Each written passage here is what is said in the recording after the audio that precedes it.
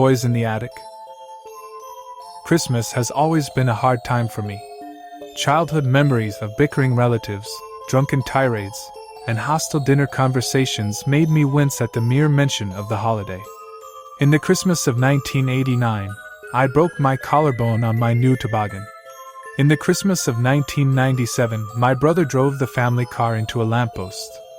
And in the Christmas of 2000, my grandmother set the kitchen ablaze while attempting to cook a turkey. But it wasn't until the Christmas of 2008 that a real tragedy occurred. Jennifer and I met in the fall of 2002, engaged in the winter of 2004, and married in the summer of 2006. She gave birth to our son, Noah, in the spring of 2008. This was our first Christmas together as a family. It was a beautiful new model home in a quiet neighborhood in a peaceful little town. It was just a few days before Christmas when he broke in. I was staying late at the office before locking up for the holidays. He didn't take anything. He didn't move a single thing out of place. He just walked upstairs and went after her. The police called it the most senseless and animalistic act they had ever seen. And somehow, with her blood painting the walls, they still never managed to find the monster who did it. And I would never know why it happened. This year was going to be a new start for us. Despite the Scrooge-like demeanor I developed every year at this time, Noah loved Christmas. At almost 8 years old, he didn't have much to say. But everything he did say had to do with stories of Santa, elves, and reindeer. The little scoundrel was a better sleuth than he was a conversationalist. Last year he managed to find his Christmas presents behind my tool bench in the garage. But this year his presents were going into the attic where I knew he couldn't get to them. The mid-century home we purchased after Jennifer's passing had much older, antiquated attic stairs than our old home did. I had just finished packing the Christmas presents when in that dusty old attic when I realized it was time for his school bus to be dropping him off. As I pushed the heavy attic staircase up, I had a smirk of satisfaction. That child was not making his way up those steps. It was December 11th. Christmas Day was still 2 weeks away. My parents weren't arriving until the 18th. The holiday shopping was done, and school was now out until January. So Noah and I were going to have a few days of holiday bonding all to ourselves. This might have been the first Christmas in many years that I would truly get to enjoy. 5 nights ago, Noah stayed up a little later watching holiday specials on the television. He went to sleep around 8:30 and I went to bed shortly thereafter. It wasn't until 11 o'clock when I first heard those light footsteps scattering across the hall. I suddenly became alert as the footsteps stopped at my door. I sat up as the door slowly began to creak open. It was Noah. I was put at ease at the sight of him, but I was a little alarmed that he was up this late. He never stayed up past 9 o'clock, let alone wandered over to my room at this time. "Noah, what are you doing out of bed this late?" "Dad, do you believe in Santa Claus?" "What? Do you?" I was taken a little off guard by the question, but I decided to put his mind at ease. "Yes, of course, I believe in Santa Claus." "Why do you ask?" "Okay, that's good because he needs to know that we believe in him." "I know, Noah. Now go back to bed." He smiled before closing the door. I heard his footsteps scattering back down the hall to his bedroom as I quickly drifted off to sleep. 4 nights ago, Noah and I were making Christmas cards for the relatives who would be arriving in the following days. We had construction paper, glitter, scissors, and glue. It was quite a messy scene, but I thought he deserved to have a little fun on his first day of vacation. After finishing up the cards, I began to gather them all up and look them over with Noah.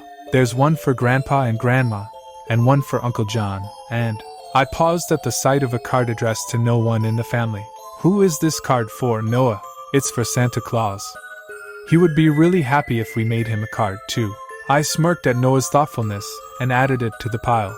Later that night I was awoken by a crashing noise. Suddenly I heard the footsteps sputtering towards my room again with more urgency.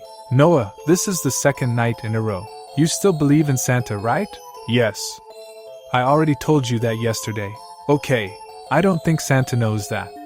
But thanks." "Noah, what was that crashing noise I just heard?" Noah shrugged his shoulders in ignorance and scurried back to his bedroom. I was too tired to argue with him. I was probably just imagining it. I drifted back to sleep. 3 nights ago, I was sitting in front of the television watching a football game while Noah was drawing with his crayons beside me. During breaks, I became increasingly curious as to what he was drawing. When he left the room, I picked it up and realized it wasn't a drawing. It was a list. "Hey Noah, is this your list to Santa Claus?"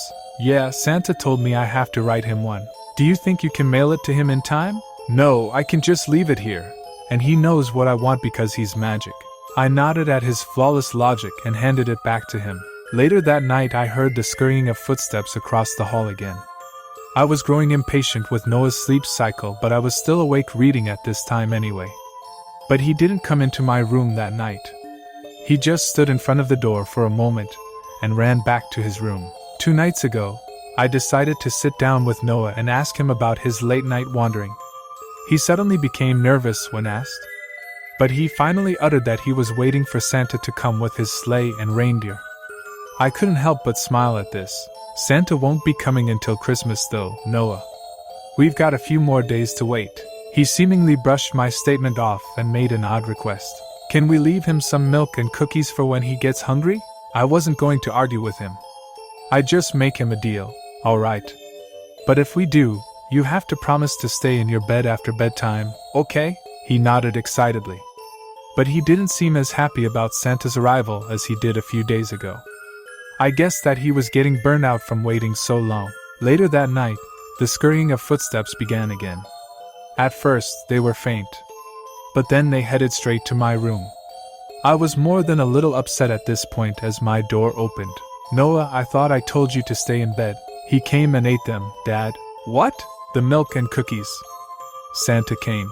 I marched downstairs and had to admit I was surprised to see the milk and cookies gone. But this wasn't a difficult trick to pull off, either. I was done with this game. "Noah, Santa isn't coming until next week. And if you keep making up stories and getting out of bed, he's not coming at all. Do you understand?" Noah's face turned to tears as he ran back up to his room and shut the door. I didn't want to be so mean, but there was only so much foolishness I could take at this time. Last night, things got very weird. Noah did not speak to me for most of the day. I finally apologized and told him just to stop making up stories. He seemed to be focusing elsewhere though. I didn't like the disrespectful attitude he was developing. "Would you like to tell the truth about who ate the milk and cookies last night?" He just pouted at me with an angry look. He ran back to his room and came back with a folded piece of construction paper. I thought this was his apology. That was until he spoke. "This is a card from Santa. He told me to give this to you." I finally lost it. I took the card and crumpled it up without even bothering to read it. I threw it into the trash bin right in front of Noah. "Noah, I don't know what's gotten into you, but Christmas is going to be cancelled if you don't stop with these stupid little games. What do you want from me?" "I want my mom and dad to be back together." He once again rushed off to his room in tears. I felt guilty for managing to make him cry twice in 2 days. We never really talked about his mother. He had every right to be upset now that he was older and was beginning to understand her absence. I let him cool down for a while. I decided to let him sleep in my room both to comfort him and to keep an eye on him. It wasn't until 11 o'clock last night that he once again woke up. "Dad, it's time." I was angry at being awoken at this hour again, but decided to be patient with Noah. "Time for what, Noah?" "Santa has a surprise waiting for us downstairs."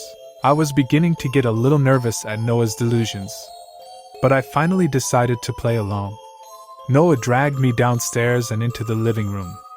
When I saw it for myself, I quickly became scared for a different reason altogether. The tree was lit up and all the presents from the attic were laid around the tree.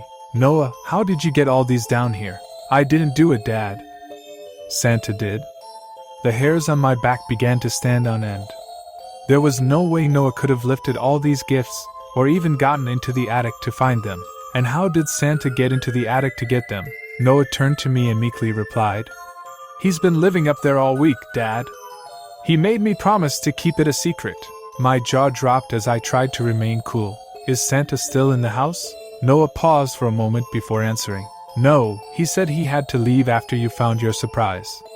And after you read his letter." My breathing became heavy as I started to panic in fear. I rushed across the house towards the wastebasket. I pulled out the crumpled letter I had thrown there earlier and opened it. The front of the card was written in eloquent handwriting, "All you want for Christmas." I slowly opened the inside of the letter. I almost burst into tears at the sight of it. It was a picture of Jennifer and me taken days before her death. Written in blood across the picture was, "Together again. Soon." My hands were shaking. I couldn't even move. He was back. And he was going to finish what he started. On the back of the card, there was no blood. There was no ominous message. Just one simple little line. Ho. Ho. Ho.